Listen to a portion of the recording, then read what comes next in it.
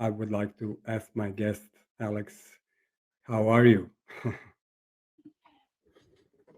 Hmm, Interesting question. I always find I struggle to answer this question. Life is a big adventure in this sense, and um, yeah, I mean, I think we are gonna talk a little bit about it today, about what's going on, and there's plenty of work. I mean, literally, I went to sleep tonight at 4 a.m. Oh my God. because I was just writing things down. Luckily, I mean, it was very productive time. It wasn't that I just couldn't sleep. So yeah, inspired. I would say, inspired by interesting challenges. And Excellent. how are you? I'm great, and it's a great pleasure to have you on the show. I have to say, you are a special character, and it will be really interesting. People are joining slowly, so let's dive in. So, once again, welcome everyone to another episode of AI Tourism Talks. My name is Ivan Ivanovic. I'm the founder of AI Tourism Innovator, and of course, the host of AI Tourism Talks. I have really today's session.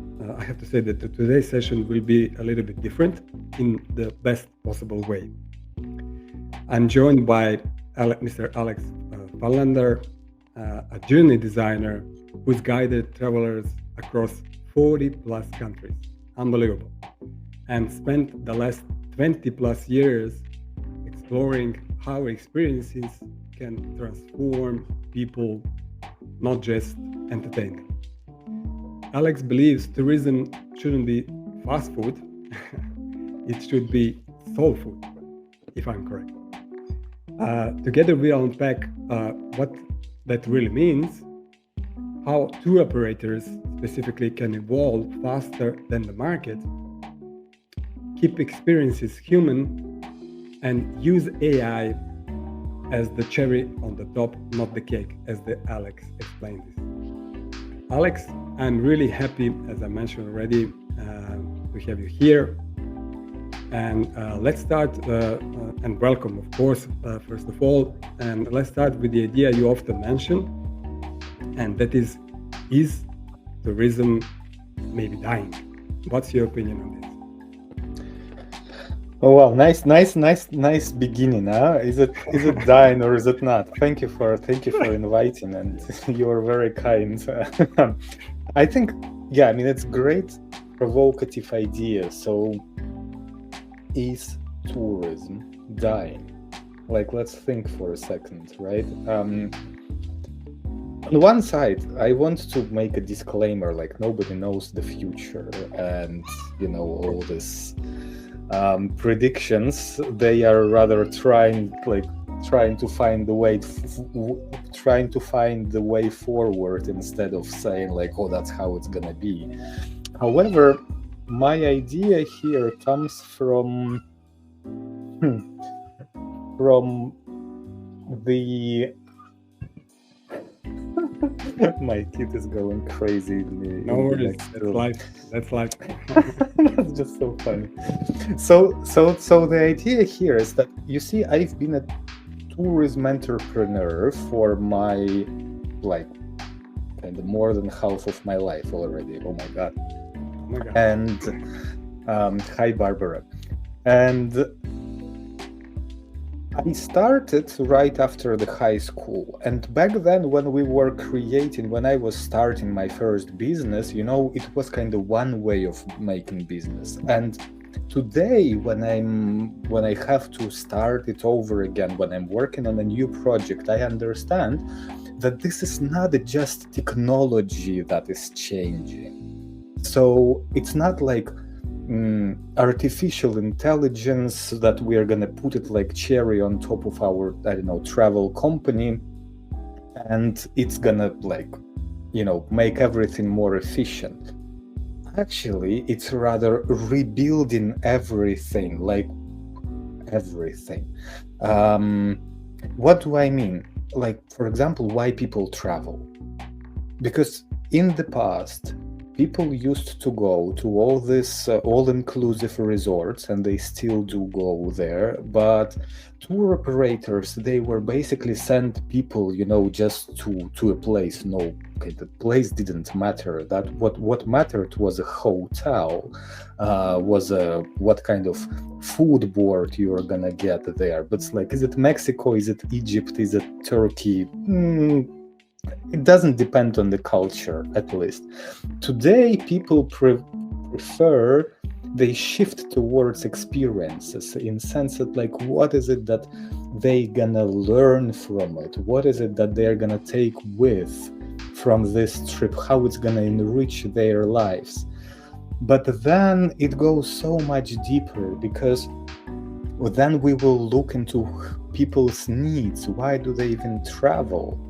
And why do they go? Why do they go on these experiences? So this is deeply fundamental transformation, I think.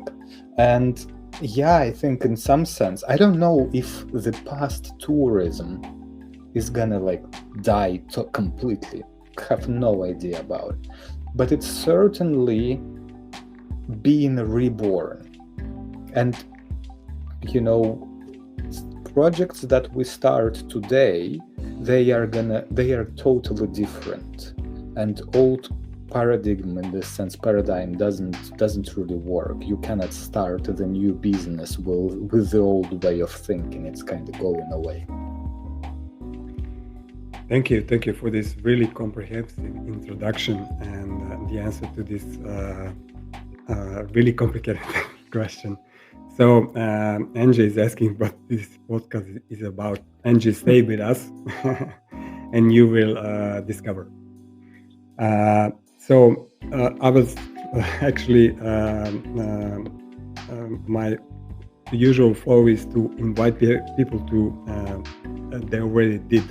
So we have here Barbara here, and Jacqueline, and also Angie, and also Steve. So thank you people for attending. There are more people also coming here. Just comment from which country, city you are coming from, and also leave your questions in the comments, and Alex and I, firstly Alex will answer to them afterwards. So let's continue. Alex, you worked with AI for over 6 months on a daily basis, as I understood, and what actually helped your workflow, and what still belongs to the humans, in your opinion and your experience? It's a great question. What belongs to humans? I think, first of all, as I already mentioned, people travel for experience, and experience does belong to humans, because machines cannot experience anything. And another thing here is meaning, this interpretation of experience. Like, how do you put, on one side, experience for your guests, or on the other side, how do you receive it? I don't know. I guess it's a very hard to express this thought, but we are here totally irreplaceable. Like, our life really matters. What we do really matters. And AI, in this sense, I mean, it is, of course, I am quite optimistic, or at least I'm trying to be, regarding AI. And it is significant breakthrough. Like, I think when people who talk that AI may be bigger than internet, maybe they are right, because it is huge. It's like a huge piece of infrastructure. At the same time, it's not bigger than life in some sense. Like, this part of human existence is so small compared to, you know, all the other things that are happening in life. So Absolutely. it Nothing is helps. bigger than life. Yeah, it helps with something, and it's still very young, and it's not always working the way that it's supposed to be working, but training. Excellent. There are some comments here from Angie. I completely agree. They need individuals with proven experience, of course. Of course, it's like that. Alex, you have prepared something really special for the audience and for this show. And this is your one and only, so to say, EPIC framework, which stands for, and I only know which stands for. What it stands for, it's E for experience, P for processes, I for impact, and C for character. I will kindly ask you to present the screen and to explain your EPIC framework to the audience. Yeah, thank you for that. So, what is EPIC framework? Why did it even come to my mind? So, like you mentioned, I spent quite a bit of time working with this artificial intelligence, trying to understand what does it mean for me as a tourism entrepreneur, what does it mean for tourism, and how I can, you know, implement it in my work. And then I understood that it's not like something that you can attach to an existing business and then it will, like, I don't know, drive faster. It is rather, it requires complete revisiting, revising of what we do, what actually, like, travel company is doing, what I'm doing as a travel designer, what, you know, all these things. And so I came up with 4 main dimensions that kind of like ingredients of this travel company of the future, you may say. So the first dimension is product dimension. It is experience design. It is very well described by Joe Pine and James Gilmer in The Experience Economy, and I always recommend people to read this book. It's very good. So it is that this progression from providing services into staging experiences, and then even further into guiding transformations. It is an important kind of discipline to learn by itself. How do we create, or how do we create experiences for our guests? How can we help them navigate their experiences? So it's a big thing. But experience design, well, on one side, I think it's a very human discipline. So AI, I mean, it may kind of assist a little bit with some brainstorming, with some ideas, but really having your own experience, your own thought, thinking, it is much more important than you can share it with others. You know, the same things like why people travel, why people visit your place. AI is very bad in giving you suggestions regarding things like that. You need to Usually, go. Yeah, you need to go and talk to real people about what do they like. And here, this is rather cultural exchange about what do you value about the place where you work and live, and what your guests value. So it's you know, two-way street in this sense. But yeah, let's move on. So the second dimension is P, process maturity.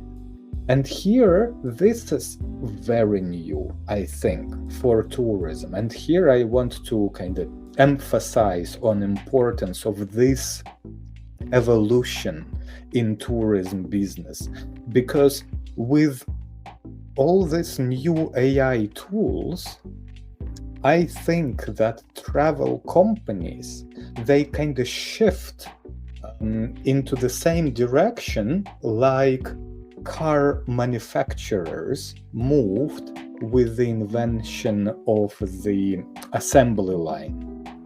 So before tourism, it was kind of very centralized, and you literally had to have this, hotel and, airplanes flying and bus transfers, and that's how it used to work.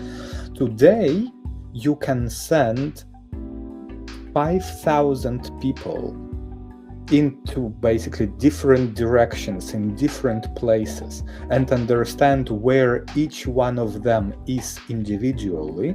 You can give them personalized recommendations. You can give them, like matchmaking. What accommodation fits you the best? Like if you want to go to learn new language, especially exotic language, let's say you want to go and learn Maya, for example, right? You will go to one place. And if you want to go and participate in some cultural event, you will go to another place. And if you are into photography, you will go to the third place. And all this can be organized and managed, but that requires very strong management skills and kind of visualization of what's going on. So in some sense, it's even more tricky than assembly line, because assembly line is physical. You see these cars and bolts and everything.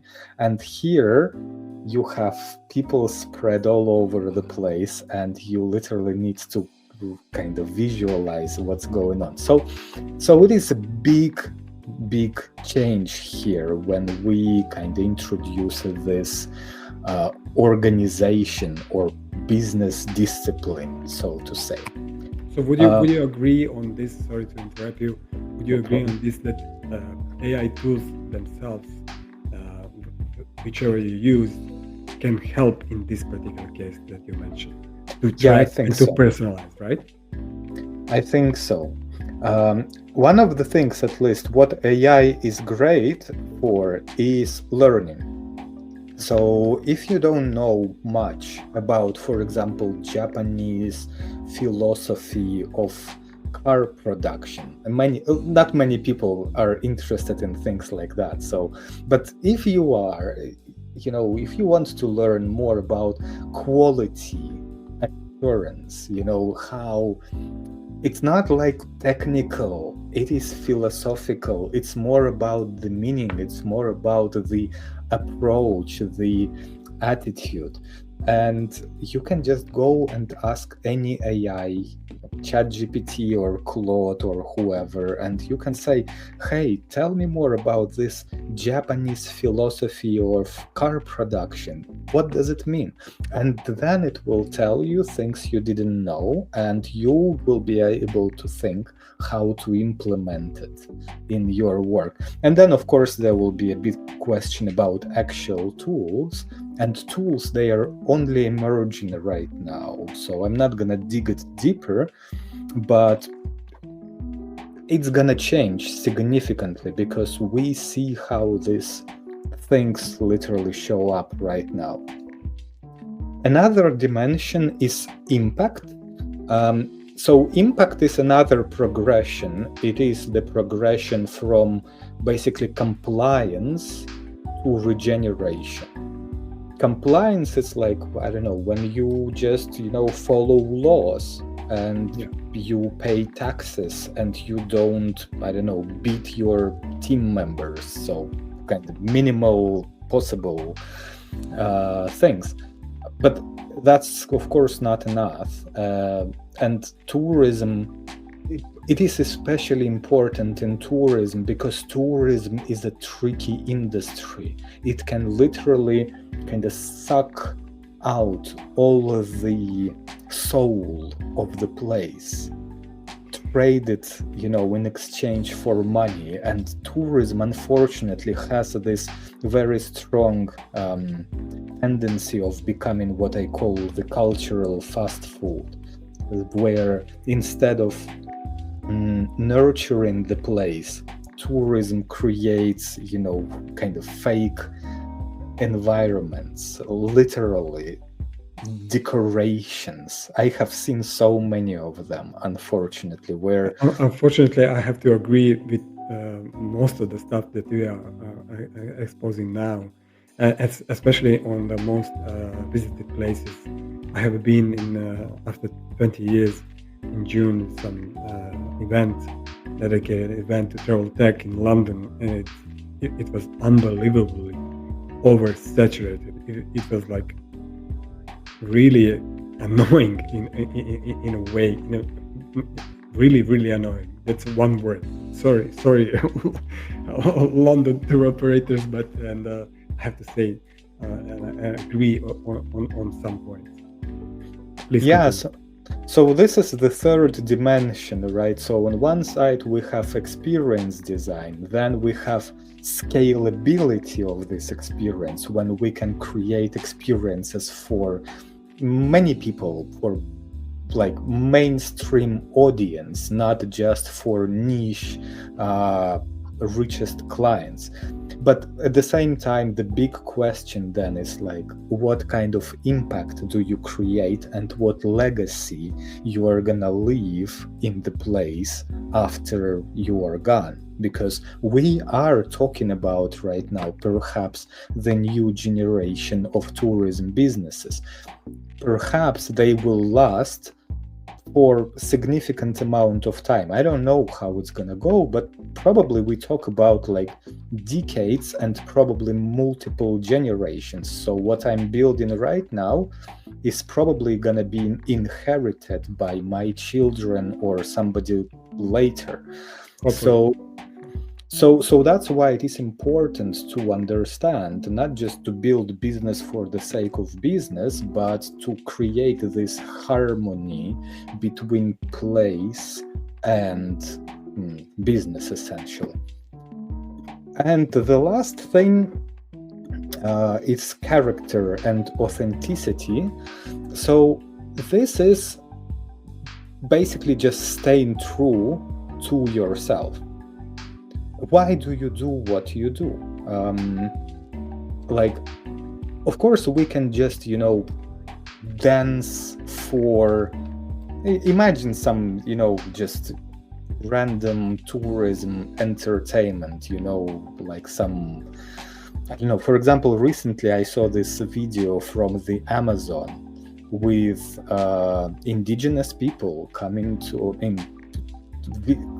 with tourists coming to visit these indigenous people in the middle of like Amazon jungle in Brazil. And every day they were staging the ceremonial dances. So something that they may be doing once a year, they are doing now every day, because it's like a repeat conveyor belt. Exactly.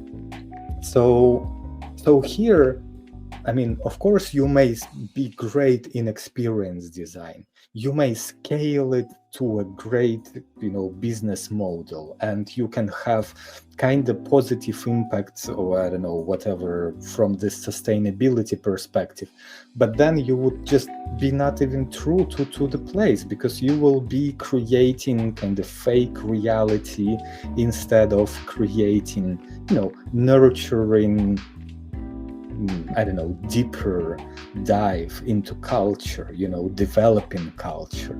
So I think this idea of having your character and staying true to yourself is kind of also very important point that will just navigate you away from the cultural fast food into creating, I don't know, flourishing culture where tourism actually helps.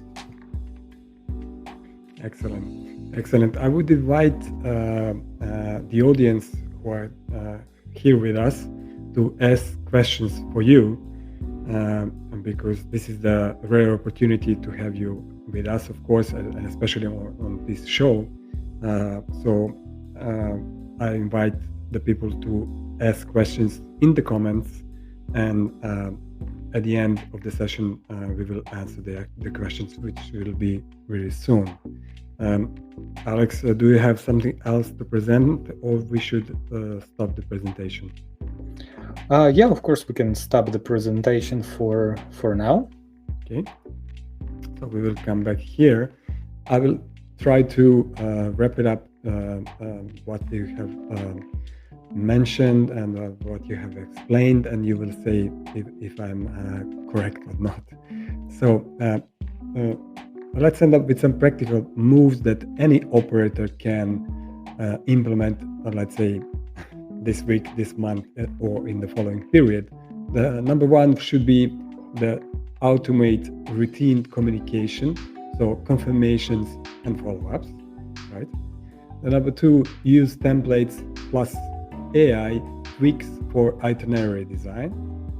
And number three, centralize client notes so decisions are faster and clearer.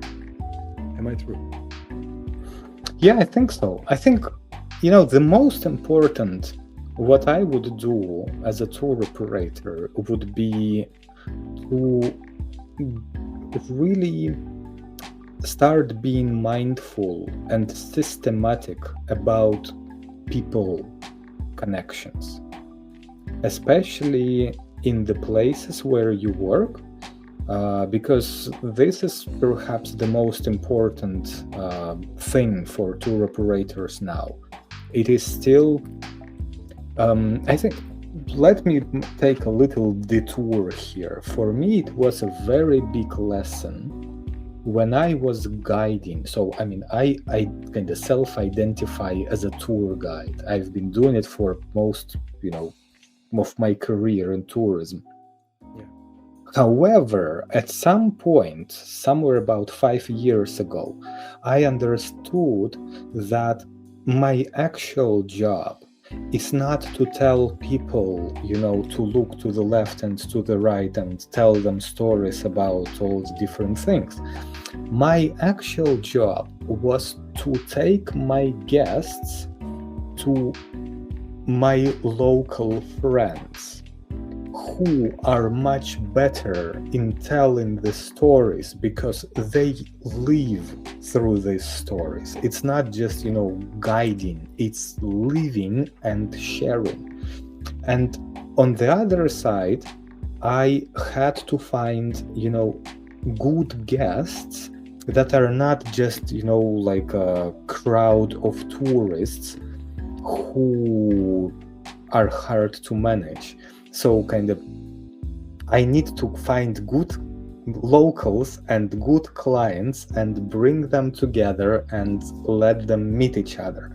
So this is my actual work.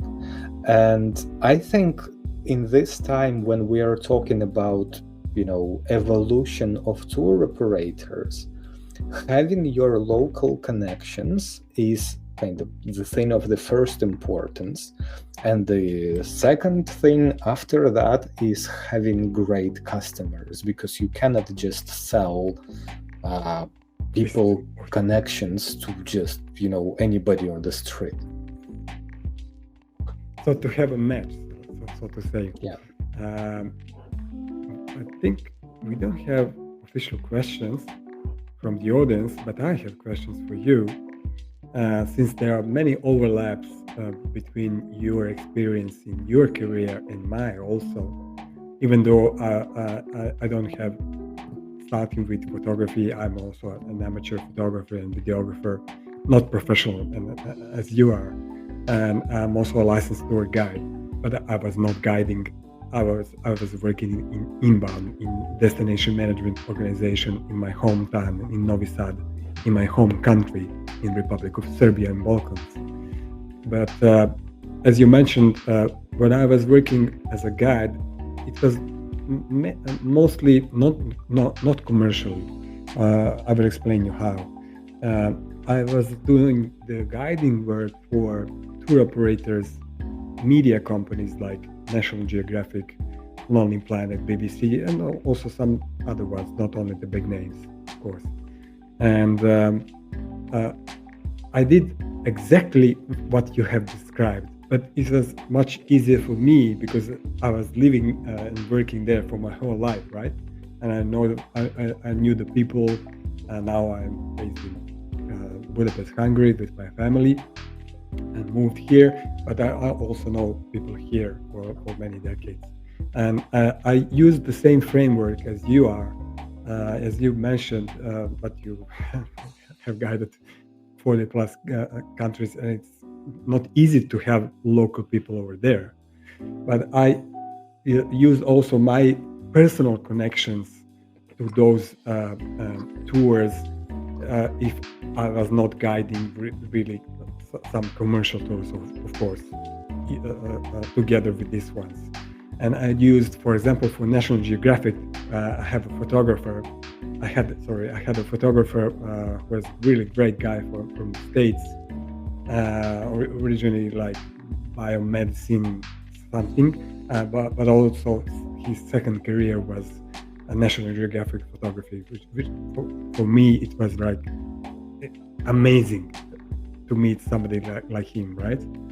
And I used my my friend, I called my friend who had a small boat to go have a tour along the Danube, right? And the photographer, the National Geographic photographer, I don't remember the name anymore. He got a possibility to to have a view of the city from the river. So for that, you have to engage, I don't know, some company or somebody else, even though there are not so many tours due to the to the Danube curve, especially in the downtown area of Novi Sad. So I understand your point, and it's really super crucial because nowadays, and actually I have pivoted to travel tech companies to cooperate with them. I will announce my next guest who is from travel tech world. Nowadays people will use, especially younger generations, and I need your I would like your opinion on this. They will use guides, not they will combine humans, but they will transfer also to use your mobile device, and there's an app via your browser. There's one company with whom I will also cooperate and present here in this show, and they have an app via browser. You can make your tour, and you will have your guide, or you will have your AI guide instead of the human, or combined with the human for now. Also, other companies are offering different solutions. What is your opinion on this particularly, because you have so much experience with guiding or welcoming or introducing people to some other cultures, destinations, and history, etc.? Yeah, it's an interesting question because in some sense, like, what makes sense is one thing and what people buy is another thing. So, we live in the interesting world if you think about it. However, I think that people kind of don't exactly travel to listen to all this, figures and facts. So, like I said before, I self-identify as a guide, but my actual work is to connect people. And so AI guide, would it be able to connect people really? So I think there are like two types, let's say, of this artificial intelligence guides. One type is companies coming from totally pure technology side. So I have an office somewhere in San Francisco, and I create an AI guide that will guide anywhere in the world, including like Novi Sad and New Zealand and Patagonia. And I don't think that's gonna work. On the other side, you can be a real person in Novi Sad or in New Zealand or in Patagonia, and you may be able, as a kind of entrepreneur, as a business person, you may be able to invest into creating your own AI guide that will be based on your connections, on your expertise, on your contracts. And that would be totally different story.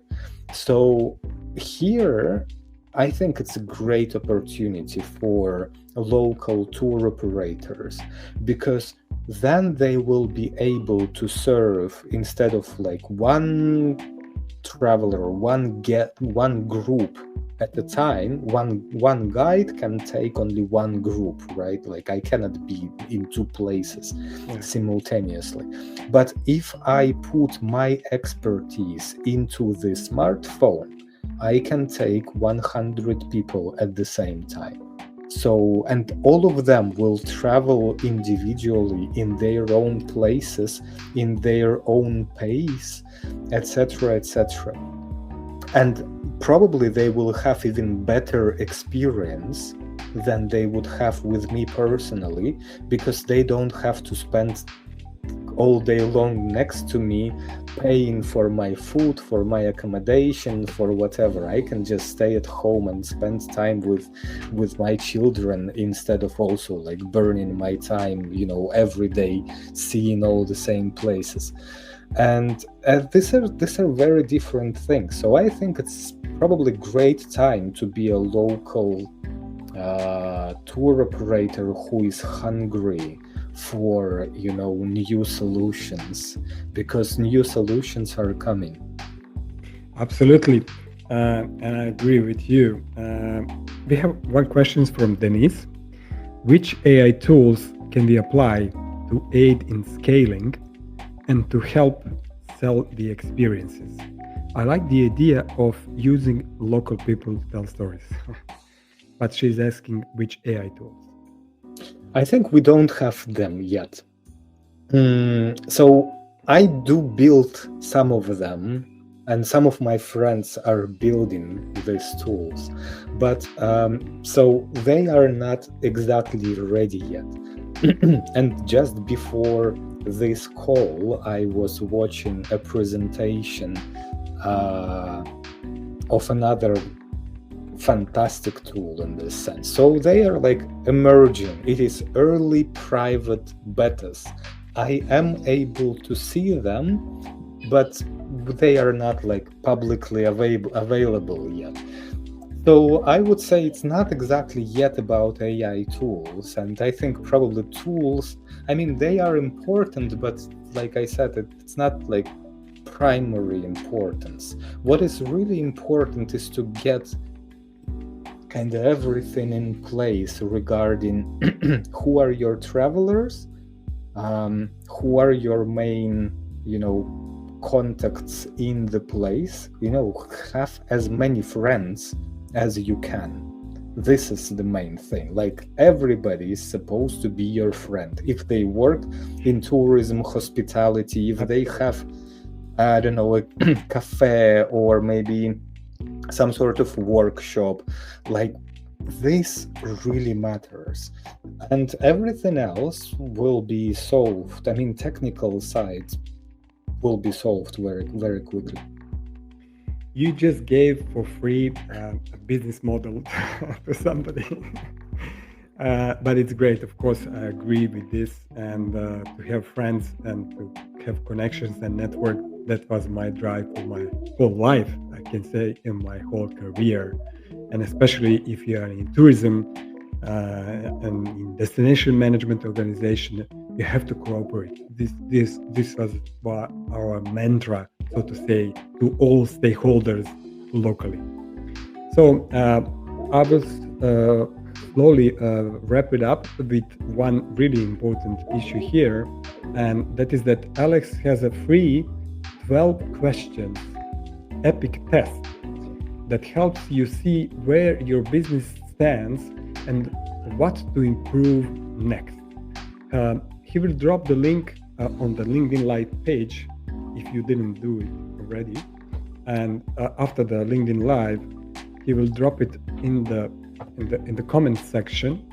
So there will be a link from Alex with the test. It's a paid test, but only for these people who are here live. They can DM Alex after this and ask from the premium code to finish the test. I believe that it will be really useful to you as a tour operator or travel agency or DMO, whatever, hotelier.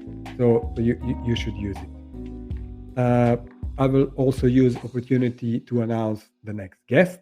This is also the usual flow of when we are finishing the show. The next guest is upcoming on Thursday, October the 30th at 5 p.m. UK time, the usual AI Tourism Talks time.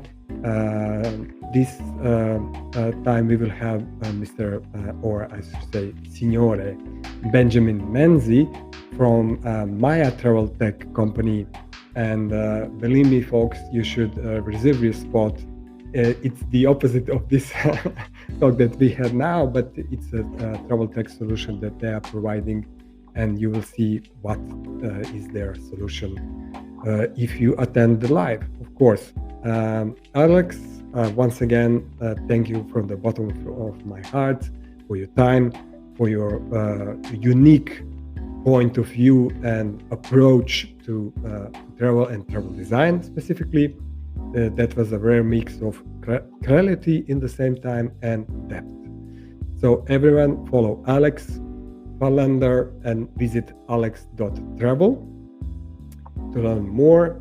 The replay will stay here, and of course you will have opportunity to watch who was not present live, to watch the replay on YouTube. Once again, my name is Ivan Ivanovic, and thank you for joining us in AI Tourism Talks. Bye bye. Thank you.